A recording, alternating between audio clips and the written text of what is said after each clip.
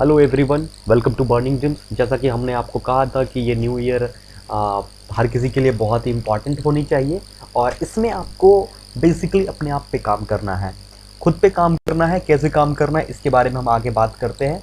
तो सबसे पहले बर्निंग ड्रीम्स में आपका स्वागत है। हम आज का लेक्चर में आपको बताने जा रहे हैं कि आप अभी बैठे हुए हो तो आपके लिए एक मैं फ्यूचर एस्पेक्ट बताने वाला हूँ जो कि बहुत इंपॉर्टेंट ज़रूरी है। सबसे पहला न्यूज़ मैं आपको बताऊंगा, इंडिया टुडे का एक न्यूज़ है जो उस पर हम लोग बात करते हैं कि हम एक एनालिसिस किए हैं कि आने वाले 3-4 साल में आप लोग ग्रेजुएट होगे या जो ग्रेजुएट हो रहे हो वो 3-4 साल के बाद आप लोग जॉब की प्रोसेस पे आ जाओगे कि आपको काम करना है। हम 3 साल करते हैं तो हम अगले 5 साल में जो डिमांडिंग फील्ड होगा इस पूरे इंडिया का एज वेल एज वर्ल्ड का, उस पर बात करते हैं। तो अभी हम इंडिया पे बात करते हैं क्योंकि हमें इंडिया में रहना है। तो हम एक कॉमन लिस्ट निकालेंगे कि इंडिया को आगे आने वाले 4 साल में किस चीज़ की सबसे ज़्यादा ज़रूरत है। तो ये इंडिया टुडे का जो है कि post 5 sector which will be high demand in the post Covid era. देखो एक हम लोग एक हिस्ट्री पढ़ते हैं तो उस हिस्ट्री में एक लाइन होती है बीसी।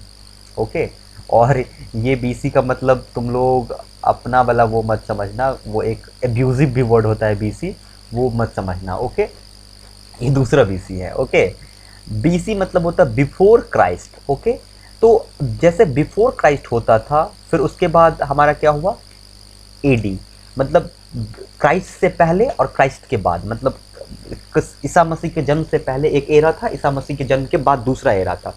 सेम केस अब होने वाली है। यही सेम लाइन आज से कुछ दिन पहले विवेक बिंद्रा सर ने भी बताया कि जो कोविड के से पहले था वो था प्री कोविड, मतलब कोविड से पहले का समय, और अब जो समय आने वाला है वो आने वाला है पोस्ट कोविड। ओके, मतलब हम जो अभी जो फील्ड डिमांड, मतलब अभी जो एरिया होगा वो होगा पोस्ट कोविड एरा। तो पोस्ट कोविड एरा का मतलब होता है कि कोविड को खत्म होने के बाद वर्ल्ड को किस चीज़ की सबसे ज़्यादा डिमांड होगी। अब देखो, डिमांड एंड सप्लाई का क्या मतलब होता है। जिस चीज़ की डिमांड है अगर तुम में वही पोटेंशियल है तो यू विल गेट। ओके, तुम उस इंडस्ट्री में हो और तुम्हारे पास वो स्किल नहीं है तो तुम आउटसाइड हो उस इंडस्ट्री के। तो 5 सेक्टर जो इंडिया टुडे का है उस पर हम लोग बात करते हैं कि कौन कौन सा सेक्टर जो कि डिमांड में होने वाली है आने वाले 5 साल में, उस पर बात करते हैं। पहला, इडुटेक। ये one of the most important है। अब इसके बारे में समझना, इडुटेक क्या होता है। इडुटेक होता है ईडी से एडुकेशन और टेक्नोलॉजी। जब एडुकेशन और टेक्नोलॉजी को मिला देते हैं तो वो इडुटेक कहलाता है।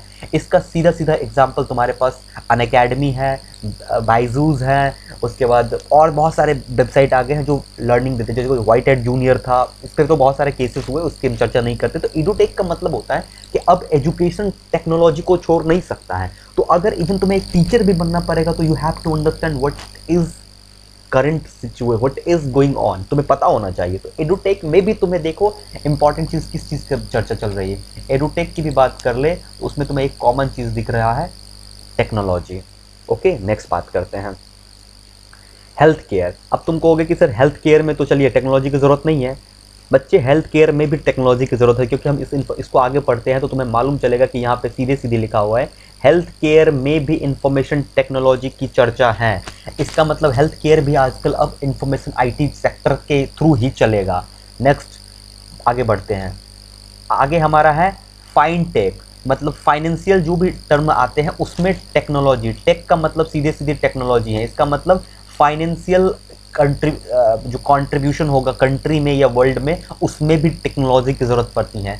अब एक कंपनी का तुम लोगों ने नाम सुना, गोल्डमैन। गोल्डमैन का नाम सुने, वो क्या है, एक फाइनेंशियल कंपनी है, लेकिन उसमें भी वो सॉफ्टवेयर इंजीनियर को लेते हैं, मार्केटिंग किए हुए बंदे को लेते हैं, लेकिन हाईली वो सॉफ्टवेयर इंजीनियर को लेते हैं। क्यों? क्योंकि वो टेक्नोलॉजी से डिपेंडेंट है, टेक्नोलॉजी उसमें भी जुड़ा हुआ है।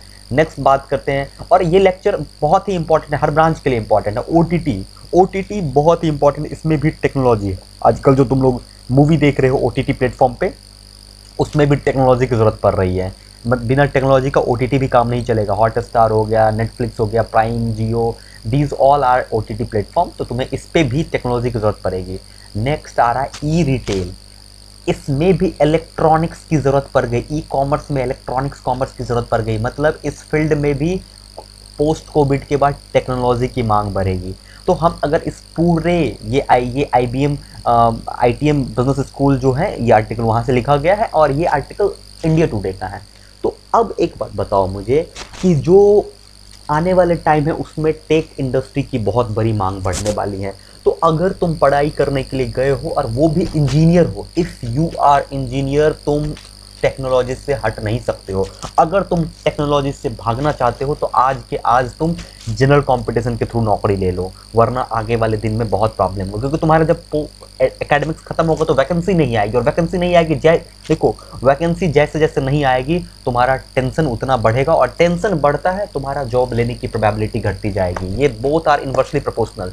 सो बी प्रिपेयर, आज से ही प्रिपेयर कर लो कि हमको टेक्नोलॉजी फील्ड को जानना है। तो अगर तुम्हें टेक्नोलॉजी फील्ड को जानना है तो तुम्हारे लिए क्या क्या चीज़ की ज़रूरत पड़ेगी, हम उस पर बात करते हैं। सबसे पहले तुम्हें कुछ दो चीज़ होता है, एक होता है प्रोग्रामिंग लैंग्वेज और दूसरा होता है, अभी हम सिंपली प्रोग्रामिंग लैंग्वेज की बात करते हैं। तुम्हें बेसिक प्रोग्रामिंग लैंग्वेज आनी चाहिए, ठीक ना। तो तुम्हारे पास हम दो वेबसाइट बता रहे हैं, ठीक ना। ये दो वेबसाइट तुम जितना ज़्यादा हो सके यूज़ करो। ये मेरा वेबसाइट क्यों नहीं ऑन हो रहा है? ओके, लगता है ये है, यहाँ से हटाना है इसको। ओके, तो ये ओके, देखो तुम्हारा दो वेबसाइट मैंने, Geeks for Geeks एक वेबसाइट है जिस पे जाना, और W3 स्कूल है। ओके, W3 स्कूल, इन दोनों वेबसाइट पे जाना। ओके, जाके करना क्या है, तो सबसे पहले स्टार्ट करना C++ से, क्योंकि C सबको थोड़ा बहुत आता होगा। तो C++ का लेक्चर यहाँ से तुम्हें पढ़ना है। ओके, W3 स्कूल में भी C++ तुम्हें मिल जाएगा, यहाँ पे ट्यूटोरियल्स में आओ और यहाँ पे तुम्हें प्रोग्रामिंग में C++ का लेक्चर मिलेगा। इस दोनों लेक्चर को तुम्हें पढ़ना है, जैसे कि C++ का लेक्चर ये सारा है। ओके, अब तुम बोलोगे जैसे कि lecture function, classes, add to number, example, sir इसको पढ़े कैसे, स्टार्टिंग में समझ में नहीं आएगी। इसके लिए भी एक सॉल्यूशन है, तुम्हें कुछ पैसा इन्वेस्ट करना है। देखो, या तो यूट्यूब पे बहुत सारे लेक्चर अवेलेबल हैं, जस्ट जाओ खरीद लो, यूट्यूब पे खोल के देखना स्टार्ट कर दो। लेकिन अगर इसके साथ साथ सर्टिफिकेशन भी ज़रूरी होती है, क्योंकि तुमने कोर्स किया तो तुम्हें सर्टिफिकेट भी मिलेगा, वो सर्टिफिकेट तुम अपने रिज्यूमे में डालते हो तो तुम्हें आईटी सेक्टर में और सॉफ्टवेयर इंडस्ट्री में तुम्हें मदद मिलेगी। ओके, अब बात करते हैं कि उसके लिए तुम क्या करोगे। तो देखो, दो वेबसाइट है, कोर्सेरा हो गया और अभी ये है यूडेमी है। ओके, तो दोनों पे तुम जाओगे, दोनों पे C++ का कोर्स तुम्हें जहाँ पे सस्ता में दे रहा है वहाँ पे तुम एक कोर्स परचेज कर लो। देखो दोस्त, 200-300 रुपये फंसाओ, और मैं इससे ये मत समझना कि सर आप कोर्सेरा यूडेमी की पढ़े या कोर्सेरा पढ़े, किसी में भी तुम्हें जो, वैसे कोर्सेरा बेटर है लेकिन यूडेमी में अभी कोर्स सस्ता दे रहा है। ओके, इसलिए मैं यूडेमी की बात कर रहा हूँ। यूडेमी पे जाओगे 360 में अभी कोर्स मिल रहा है, जिस कोर्स में ज़्यादा लेक्चर है, जैसे बिगनर ऑफ C++, ठीक ना। अब इसमें जाते हैं तो देखते हैं क्या क्या मिलता है। ओके, इसमें लगभग 45 घंटा का लेक्चर है टोटल। ओके, ये C++ का बेसिक हमें सारा कुछ सिखाया है, इंस्टॉलेशन कैसे करेंगे, उसके बाद हमारा ये कॉन्फ़िगरेशन विंडो के साथ कैसे करेंगे, मैक के साथ कैसे, जिसका जो लैपटॉप है उसके साथ इसको तुम इंटरफेस करोगे। फिर हमारा ओवरव्यू कैसे, करिकुलम का ओवरव्यू क्या होगा, उसके बाद गेटिंग स्टार्टेड, जिसमें हम लोग बिल्डिंग फर्स्ट प्रोग्राम लिखेंगे, कंपाइलर एरर आएगा उसको कैसे सॉल्व करेंगे वो होगा, फिर लॉजिकल एरर आएगा, रन टाइम एरर आएगा, इन सब को कंप्लीट करेंगे। कुछ क्विजेज होते हैं उसको कंप्लीट करेंगे। फिर स्ट्रक्चर ऑफ C++ में क्या क्या होता है, नेम स्पेस होता है, मेन होता है, कमेंट्स होता है, इनपुट आउटपुट होता है, सी आउट होता है। ओके, ये फर्स्ट प्रोग्राम जिसमें कि हम हेलो वर्ल्ड लिखते हैं, ये सारा हम सीखेंगे इसमें। वेरिएबल और कांस्टेंट क्या होता है प्रोग्रामिंग लैंग्वेज में, ग्लोबल वेरिएबल क्या होता है, लोकल क्या होता है, दीज ऑल थिंग्स हम लोग इसमें सीखेंगे। उसके बाद array, one of the most important होता है एरे और एरे। ओके, तो हम एरे को समझेंगे। ये सारा कोर्स करने में तुम्हें बहुत टाइम लगेगा, मे बी 1 मंथ भी लग सकता है। हर रोज अगर 2 घंटा भी देते हो तो 1 महीने चले जाएगा। उसके बाद स्टेटमेंट एंड ऑपरेटर्स देखेंगे। ओके, जिसमें ये बड़ा इंपॉर्टेंट है स्टेटमेंट्स एंड ऑपरेटर। फिर कंट्रोलिंग, जिसमें कि लूप के कॉन्सेप्ट देखेंगे, इफ एल्स देखेंगे, नेस्टेड देखेंगे, कंडीशनल ऑपरेटर देखेंगे, लूप देखेंगे, फॉर, व्हाइल, इन सबको सीखेंगे हम। उसके बाद हमारे स्ट्रिंग की बात आती है, स्ट्रिंग के बारे में हम सीखेंगे। अब एक चीज़ देखो, इस लेक्चर तुम या तो इस लेक्चर को परचेज करके पढ़ो या फिर यूट्यूब से पढ़ो, यूट्यूब से लेक्चर पढ़ो और यहाँ पे आके उसका प्रैक्टिस करो। यूट्यूब से तुमने कुछ पढ़ा, उसके बाद इंट्रो में आया और यहाँ पे तुमने स्टार्ट किया। ओके, स्टार्ट करोगे तो तुम्हें C++ के बारे में बताया जाएगा कि क्या होता है, गेट स्टार्टेड करते हैं। उसके बाद हम लोग गेट स्टार्टेड में जाएंगे तो तुम्हें कुछ प्रोग्राम दिया जाएगा, कुछ बताया जाएगा कैसे किया जाता है, गेट स्टार्टेड कैसे होता है, install ID, environment, integrated development environment होता है आईडी, तो आईडी होता है कैसे इंस्टॉल करते हैं आईडी, ये सारा चीज़ बताया जाएगा। फिर तुम्हारा एक प्रोग्राम है, ये इस तरीके का प्रोग्राम है, इस प्रोग्राम को तुम्हें लिखना है अपने जो तुम्हारा आईडीई है, तुम जो इंस्टॉल किए हो उस आईडीई पे, ये देखो इस आईडीई पे इसने कोड ब्लॉक आईडीई यूज़ कर रहा है, इस पे इसने इसको रन किया, तुम्हें आउटपुट आएगा। अब तुम खुद से भी कर सकते हो, लिखो ट्राई टू योर सेल्फ। अब ट्राई टू योर सेल्फ का हो करेगा तो तुम्हारे पास एक खुल के विंडो आ जाएगा, ये देखो इस विंडो में तुम खुद से चेंज कर सकते हो। लेट थिंग मैं चेंज करके दिखाता हूँ अगर ये हो सकता है। जैसे मैंने हेलो वर्ल्ड को हटा दिया, अभी यहाँ से ये नहीं हो रहा है, बट यहाँ से हम चेंज कर देंगे हेलो वर्ल्ड को, और चेंज करके हम कुछ और करेंगे, फिर रन करेंगे तो हमारा यहाँ पे चेंज हो जाएगा। इस तरीके से तुम जो या तो यूट्यूब पे पढ़ रहे हो और या फिर इस पे पढ़ रहे हो और पढ़ के यहाँ पे तुम अप्लाई कर रहे हो, तो ये तुम्हें बेटर फ्यूचर में हेल्प करेगा कि तुमको थोड़ा बहुत प्रोग्रामिंग नॉलेज है। चलो ये तुम्हारा हो गया, प्रोग्रामिंग की बात हो गई, ये हो गया तुम्हें टेक्नोलॉजी से। कोई भी ब्रांच के हो student, please go with this thing, तुम्हारे लिए बहुत इंपॉर्टेंट है। काश मुझे ये चीज़ पहले पता होता तो मैं भी बहुत अच्छा, मेरे को पकड़ होती, बट मुझे ये सब चीज़ें बाद में मालूम चली। So please try to understand what I am talking. Okay, it's most important thing जो कि तुम्हारे लाइफ का एक चेंजिंग पॉइंट बनेगा। चलो ये तो तुम्हारा हो गया टेक्नोलॉजी। मैंने अपने पिछले वीडियो में भी कहा था कि you have to need on to skill, one is tech skill, another is soft skill. So now let's come to the point soft skill. हम इधर उधर से नहीं, किसी भी वेबसाइट से नहीं ले रहे हैं, हम फोर्ब्स के लिस्ट से पढ़ रहे हैं कि आईटी इंडस्ट्री में फोर्ब्स के लिस्ट के अनुसार क्या क्या चीज़ चाहिए, जो सॉफ्ट स्किल होना चाहिए, इंसान के पास क्या क्या होना चाहिए। और ये एक दिन में जनरेट नहीं होता, ये through out your engineering life, ये 3-4 साल में इंजीनियरिंग लाइफ में तुम जनरेट करोगे। ये क्या क्या होता है? पहला, one of the most important, interpersonal skill.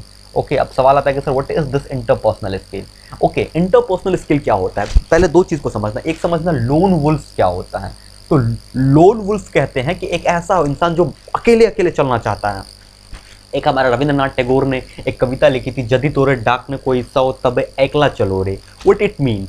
When nobody with you, just go with alone. जब तुम्हारे साथ कोई नहीं हो तो तुम अकेले चलो। But in IT sector, in tech field, ये कॉन्सेप्ट फेल कर जाता है।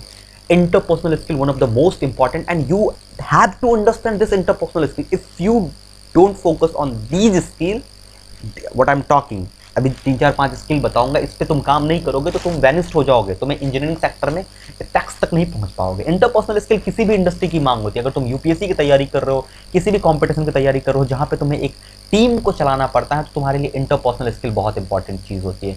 अब इसके लिए तुम्हें क्या होता है कि तुम्हें टीम वर्क करना आना चाहिए। इंटरपर्सनल स्किल का मतलब होता है कि तुम एक सबके साथ हो, तुम्हारा थोड़ा काम वो करेगा, थोड़ा काम वो करेगा, और इस तरीके से सब मिल के एक पूरे के पूरे प्रोजेक्ट को तुम डेवलप करोगे। इसको कहते हैं इंटरपर्सनल स्किल। अब ये तुम सीखोगे कहाँ पे? ये जब तुम कॉलेज में जाओगे तो वहाँ पे तुम टेक फेस्ट ऑर्गेनाइज करोगे, क्लब चलाओगे, इन सब चीज़ों से तुम्हें इंटरपर्सनल स्किल आएगी। अकेले तो तुम क्लब नहीं ओपन कर सकते हो या किसी क्लब को नहीं चला सकते हो। हम अपने कॉलेज में जब थे तो हम नुक्कड़ सोसाइटी को नुक्कड़ सोसाइटी चलाते थे, और हमें अभी भी याद है कि हमारे एक सीनियर थे, one of the best senior थे, जो कि नुक्कड़ सोसाइटी को इतना दूर तक, हमारा ड्रामेटिक सोसाइटी था इस कॉलेज का, और ड्रामेटिक सोसाइटी में हम लोग IIT रुड़की में हम लोग परफॉर्म करके आए थे और बहुत मज़ा आया था वहाँ पे IIT रुड़की में। तो इसको कहते हैं इंटरपर्सनल स्किल। तुम्हें टीम वर्क आना चाहिए। ओके, क्रिएटिविटी किसी भी काम, क्रिएटिविटी का ये मतलब नहीं होता है कि तुम साइंटिस्ट बन जाओ। क्रिएटिविटी का मतलब होता है कि तुम किसी भी काम को किस तरीके से करते हो कि वो काम एक अलग तरीके से अनुभव हो उस काम में। उसको हम लोग इनर इंजीनियरिंग भी कह सकते हैं, जो सदगुरु कहते हैं कि इनर इंजीनियरिंग, तुम अपने अंदर जो है उसको तुम ट्रांसफर करते रहो। क्रिएटिविटी क्यूरियोसिटी से आती है। जब तुम्हारे पास क्यूरियोसिटी ही नहीं रहेगा तो तुम क्रिएटिविटी कहाँ से ला पाओगे? और एक इंजीनियर से एक्सपेक्ट किया जाता है कि तुम्हारे अंदर क्रिएटिविटी होनी चाहिए।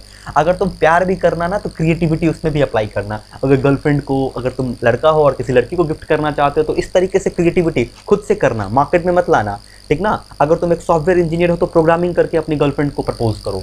These are some creativity. ऐसा कुछ करो, ऐसे मैंने भी किया है कोई बात नहीं है। कुछ कोडिंग करो, कोडिंग करके तुम उसको बोलो कि देखो ये कोडिंग मैं तुम्हें भेज रहा हूँ, तुम इस कोड को रन करके दिखो अपने आईडी में। वो जब अपने आईडी में इसको रन करेगी तो उसको मिल जाएगा, तुम्हारा काम भी बन गया, तुमने प्रपोज भी कर दिया। अगर लड़की लड़के को करना चाहते हो तो यही काम कर सकते हो। तो ये हम तुमको कह रहे हैं फन के बेन। एक इंजीनियर हो तो ऐसा कर सकते हो। अगर तुम सिविल इंजीनियर हो तो भी कुछ कर सकते हो, क्राफ्ट कर सकते हो, डिज़ाइनिंग कर सकते हो। तो क्रिएटिविटी कहीं से भी आ सकती है। तो वो एक हो गया क्रिएटिविटी, पहला हो गया इंटरपर्सनल स्किल, दूसरा हो गया क्रिएटिविटी, और ये तो सबसे बेस्ट है कम्युनिकेशन। इससे तुम भाग नहीं सकते हो।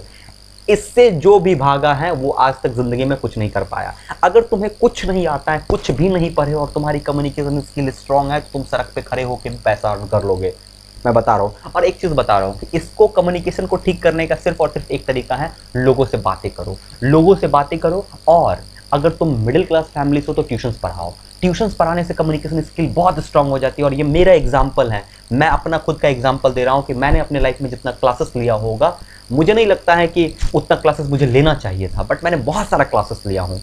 बहुत, मतलब ये एक अलग ही स्टोरी है, इस पर हम चर्चा नहीं करते हैं। लेकिन सब, हर किसी को लगता है कि कोई अगर क्लासेस ले रहा है तो वो अपनी मजबूरी की वजह से क्लासेस दे रहा हो, बट सॉरी गाइस, अगर तुम क्लास ले रहे हो तो मजबूरी की वजह से ही क्लास नहीं लेना। अगर तुम्हारे पास घर से पैसा मिल भी रहा है तब भी ट्यूशंस पढ़ाओ, क्योंकि ट्यूशंस पढ़ाने से तुम्हारी कम्युनिकेशन स्किल स्ट्रांग होगी, ये डैम श्योर है।